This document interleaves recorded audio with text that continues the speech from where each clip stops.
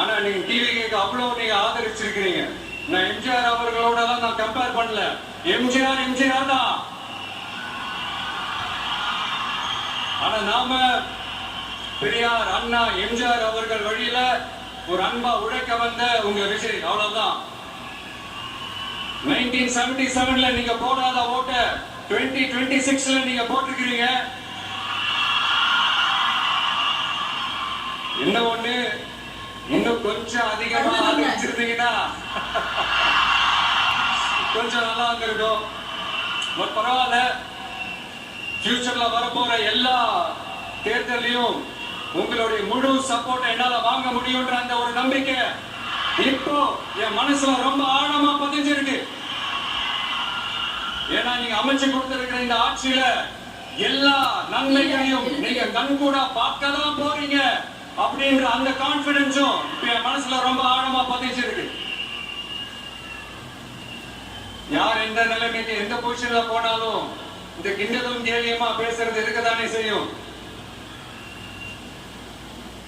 நம்மளை பத்தி, நம்ம அரசியலை பத்தி, நம்ம பேச்சை பத்தி இந்த கிண்டலும் கேலியமா பேசிட்டு தானே இருப்பாங்க. அவங்க எல்லாருக்குமே என் சைட்ல இருந்து ஒரே ஒரு ரிக்வெஸ்ட், தயவு செஞ்சு நிப்பாட்டிடாதீங்க. தயவு செஞ்சு கண்டினியூ பண்ணுங்க. நீங்க தான் என்னோட எனர்ஜி ஃபோர்ஸ். நீங்க பேசிக்கிட்டே இருங்க. நான் மக்களுக்கு தேவையான நல்லதை செஞ்சுக்கிட்டே இருப்பேன். அடுத்து இப்ப நம்ம புதுசா அந்த சூட் எல்லாம் போட்டு வரோம்ல, அதை பத்தி கூட நிறைய பேரு, ஏன் நாமெல்லாம் கோட் சூட் எல்லாம் போடக்கூடாதா? அதிகாரம் செய்யறவங்களும் ஆதிக்க சக்திகளை மட்டும் தான் கோட் சூட் எல்லாம் போட்டோமா? அப்படிலாம் எதுவுமே கிடையாது. நான் என்ன கலர் கலரா போட்டு வர, ரெண்டே கலர், நம்ம எல்லாரும் மனசு மாதிரியே பிளாக் அண்ட் ஒயிட்.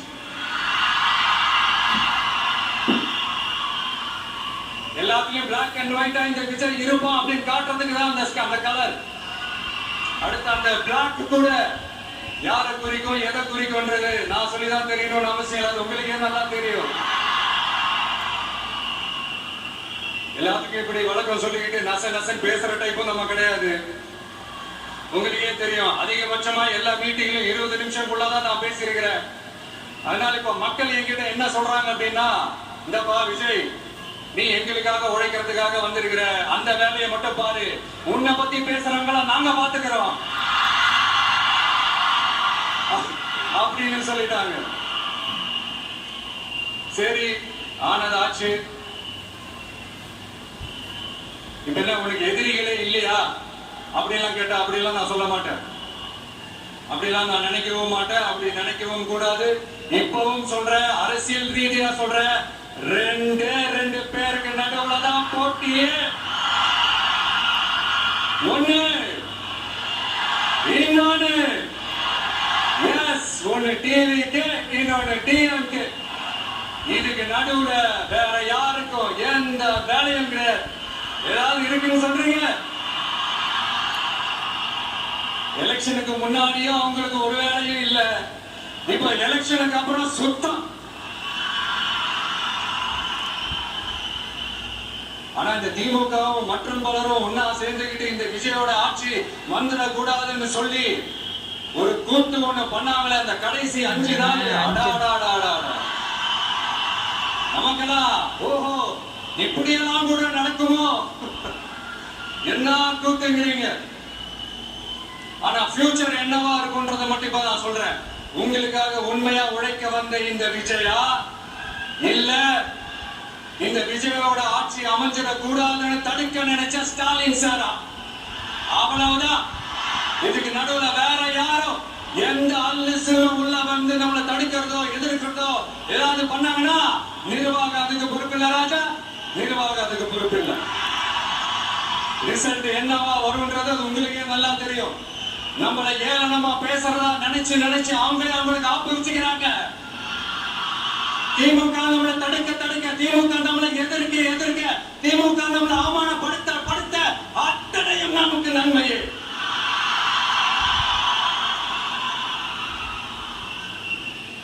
உன்னை கவனிச்சீங்களா மக்களே? நம்ம ஆட்சிக்கு வந்ததுக்கு அப்புறம் ஒரு விஷயம் ஒண்ணு நடந்துகிட்டு இருக்கு. இது இந்த ஜென்சி தலைமுறையை அட்ராக்ட் பண்றதுக்காக இங்கிலீஷ் தமிழ் கலந்த அறிக்கை அது சொல்லாம நினைச்சீங்களா? அந்த காமெடி எல்லாம் கிடையாது. அடுத்து இந்த ரியாலிட்டி மறந்துட்டு இந்த ரீல்ஸ் போடுறது அது சொல்லாம இருந்தீங்களா? அந்த காமெடியும் கிடையாது. இது சீரியஸா ஒரு விஷயம் நடந்துகிட்டு இருக்கு. முன்னெல்லாம் சட்டசபையில யார் பேசினா நமக்கு என்ன, யார் அடிச்சுக்கிட்டா நமக்கு என்ன கூட்டலாம். இப்ப சட்டசபையில என்ன நடக்குது, என்ன பேசிக்கிறாங்கன்றத ரொம்ப உன்னிப்பா கவனிக்கிறாங்க. கவனிச்சீங்களா? திமுக ஸ்டைலே சொல்லணும் ரீல்ஸ் போட்ட கூட்டம்லாம் இப்ப நியூஸ் பார்த்துக்கிட்டு இருக்கிறாங்க. அதுல நமக்கு சந்தோஷம் தான், பெருமை தான். நம்மளுடைய யங்ஸ்டர்ஸ், நம்ம பெண்கள் எல்லாம் அந்த அரசியல் என்னன்னு தெரிஞ்சுக்கணும், அந்த அரசியல் என்னன்னு புரிஞ்சுக்கணும்னு அப்படி ஒரு விழிப்புணர்வு ஏற்பட்டிருக்கு. அதுல எங்களுக்கு சந்தோஷம் தான். இதெல்லாம் யாரால நடந்திருக்கின்றது நான் சொல்லிதான் உங்களுக்கு தெரியணும்னு அவசியம் இல்ல, அது உங்களுக்கு என்னதான் தெரியும். இப்படிப்பட்ட நம்ம தெய்வங்களை, இப்படிப்பட்ட நம்ம மக்களை தற்குறி தற்குறி என்று இன்னமும் சொல்லிட்டு இருக்கிறாங்க. நான் காஞ்சிபுரத்துல சொன்னதான் இங்க நான் திரும்ப ரிப்பீட் பண்றேன். நீங்க தற்குறி தற்குறின்னு சொன்னீங்களே, அவங்கதான் அவங்களோட அரசியல் வாழ்க்கையே ஒரு கேள்விக்குறி ஆக்கி இருக்கிறாங்க. கேள்விக்குறி ஆக்கிட்டாங்க, இன்னமும் ஆக்க போறாங்க. அன்னைக்கு நான் சொன்னப்போ சிரிச்சவங்க எல்லாம் இன்னைக்கு என்ன பண்ண போறாங்களோ. உண்மையை சொன்னாதான் அந்த கூட்டத்துக்கு கசக்குமே. உண்மையிலே நீங்க மக்கள் மனசை புரிஞ்சு வச்சிருந்தீங்கன்னா நீங்க இப்படி மக்களை தப்பாவே பேசிருக்க மாட்டீங்க. அது என்ன அப்புறம் அரசியல் புரிதல் இல்லாம மக்கள் நமக்கு ஓட்டு போட்டுட்டாங்களா? இந்த கவர்ச்சி மயங்கி மக்கள் நமக்கு ஓட்டு போட்டுட்டாங்க. நான் என்ன சரி முடியும்.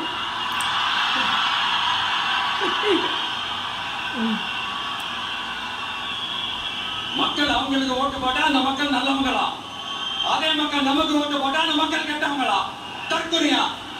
இதே மக்கள் தான் இத்தனை வருஷமா உங்களுக்கு ஓட்டு போட்டுட்டு இருந்தாங்க. உங்களுக்கு மட்டும் என்ன வேற ஏதாவது பிளானட்ல இருந்து குறிச்சு ஓட்டு போட்டு போனாங்களா? தற்குறியாமா? தற்குறி நல்லா வருது வேணான்னு பாக்குறேன். எங்க அண்ணன் விஜயகாந்த் அண்ணன் சொல்ற மாதிரி அண்ணா அவர்கள் ஆரம்பிச்ச கட்சியை ஒரு அடிமை கூடாரம் ஆக்குனது யாருங்க சார்? இப்படி எல்லாம் ஆக்கிட்டு உண்மையை சொல்லு உடன்பிறப்பேவா. உங்களோட அந்த உண்மையான உடன்பிறப்புகள் என்ன சொல்றாங்க தெரியுமா சார்? திமுக இப்படி ஆனதுக்கு காரணம், அந்த காரணத்தை வெளியிலாம் போய் தேடாதீங்க, உங்க குடும்பத்துக்குள்ளேயே கேளுங்கிறாங்க. உங்களுக்காக மாட உழைச்சு திரிஞ்சு போய் கிடக்கிறோம். திமுக இப்படி ஆனதுக்கு காரணம் உழைக்காம சொகுசா இருக்கிற உங்க குடும்பத்துக்குள்ளேயே போய் கேளுங்கிறாங்க. ஒவ்வொரு திமுக தொண்டனும் அதை சொல்றாங்க. அதை புரிஞ்சுக்காம நம்மளையும் நம்ம மக்களையும் தப்பா பேசிக்கிட்டு நீங்க மக்களை தப்பா பேசுனீங்கன்னா இந்த விஜய் வந்து கேள்வி கேட்பான், சும்மா இருக்க மாட்டான். இந்த விஜயும் தமிழ்நாட்டு மக்களும் வேறு வேறு இல்லை. இந்த விஜய் தான் தமிழ்நாட்டு மக்களோட ஒரு உண்மையான ஒரே பிரதிநிதி. இது இன்னைக்கும் சரி, நாளைக்கும் சரி, நாளைக்கும் சரி, இதுதான் நிஜம். மறுபடியும் சொல்றேன், நமக்கும் மக்களுக்கும் இடையே இருக்கிற இந்த பூர்வ ஜென்ம பந்தத்தை, அந்த உறவை ஏதோ இந்த சதிகள் சூழ்ச்சிகள் பண்ணி யாராலும் எதுவும் கெடுக்கவே முடியாது. கெடுக்க ட்ரை பண்ணீங்க. நம்ம ஆட்சிக்கு நான் வரதுக்கு முன்னாடி என்ன சதிகள், என்ன சூழ்ச்சிகள், இதெல்லாம் பண்ணி எப்படி எல்லாம் தடுத்துடலான்னு. ஆனா இப்ப ஆட்சிக்கு வந்த இந்த சாமானிய மக்கள் ஆட்சிய நீங்க எதிர்கட்சியா இருக்கும் போது ஒண்ணு யூஸ் பண்ணுவீங்கல்ல, இந்த அறுத பழைய டெக்னிக், அதெல்லாம் யூஸ் பண்ணி நம்மளையும் மக்களையும் பிரிச்சலாம்னு நினைச்சீங்கன்னா அது ஒரு காலம் நடக்காது. மக்கள்லாம் ரொம்ப தெளிவாயிட்டாங்க சார், ரொம்ப தெளிவாயிட்டாங்க. அதனால ஒரு ஆக்கப்பூர்வமான ஒரு எதிர்கட்சியை செயல்பட்டு மக்கள் மனசை வெல்ல பாருங்க. கடைசி லாஸ்ட் 1 மந்தா நடந்த ஒரு சில விஷயங்கள் உங்ககிட்ட நான் ஷேர் பண்ணணும்னு ஆசைப்படுறேன். இந்த 200 யூனிட் மின்சாரம், கட்டணமில்லா மின்சாரம் அறிவிச்சோம். அதுல ஆல்ரெடி இருந்த 100 யூனிட் திமுக கொடுத்தது கிடையாது. மேடம் ஜெயலலிதா மேடம் இருந்தப்போ செஞ்சுட்டு போனது. ஸ்டாலின் சார் பதவி போன அந்த கடுப்புல அறிக்கையா விட்டு தள்ளிட்டு இருக்கிறாரு. என்ன பண்ணீங்க உங்களோட ஆட்சியில? மக்கள் பணத்தை டாஸ்மாக்ல இருந்து அடிச்ச அந்த பணத்தை ஊழல் செஞ்ச அந்த ஃபைல க்ளோஸ் பண்றதுக்கு அலையா அலைஞ்சீங்க. ஆனா இந்த விஜய் மக்களுக்கு தொந்தரவா இருக்கிற அதே டாஸ்மாக க்ளோஸ் பண்ணா. விவசாயிகளோட அந்த கடனை தள்ளுபடி மேக்சிமம் இந்த 1 மந்த்ல என்ன செய்ய முடியுமோ அத செஞ்சான்.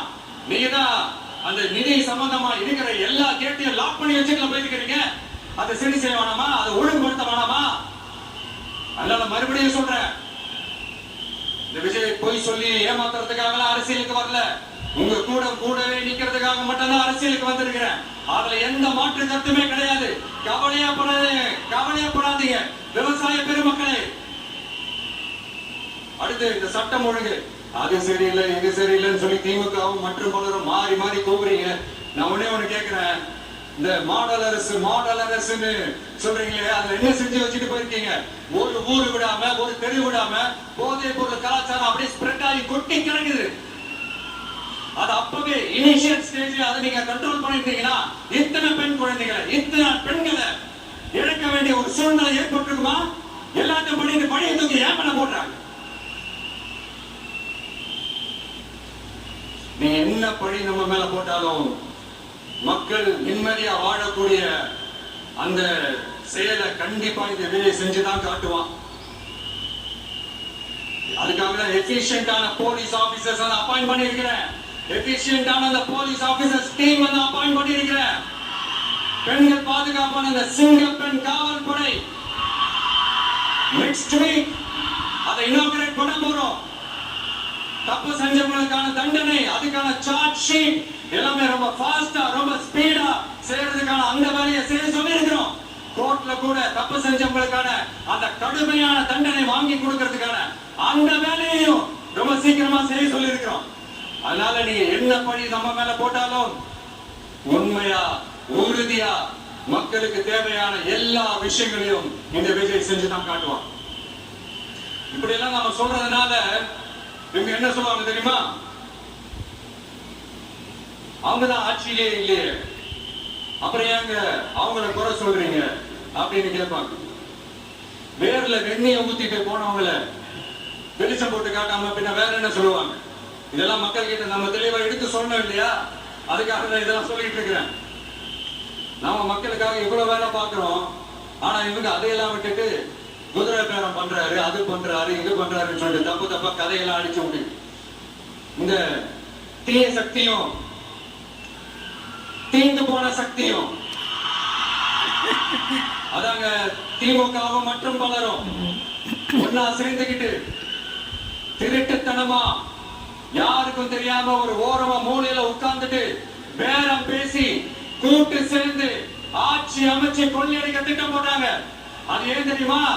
உங்களுடைய